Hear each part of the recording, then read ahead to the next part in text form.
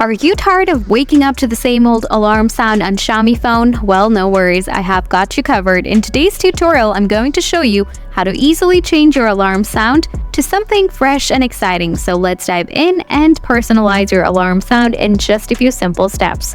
All you need to do is open the clock app on your Xiaomi phone, then select Alarm. After that, tap 3 dots in the top right corner. Now press Settings. Then you will have options like Edit System Time, Alarm Time, Timer Ringtone, Ringtone Volume, etc. To change the alarm ringtone, tap on it.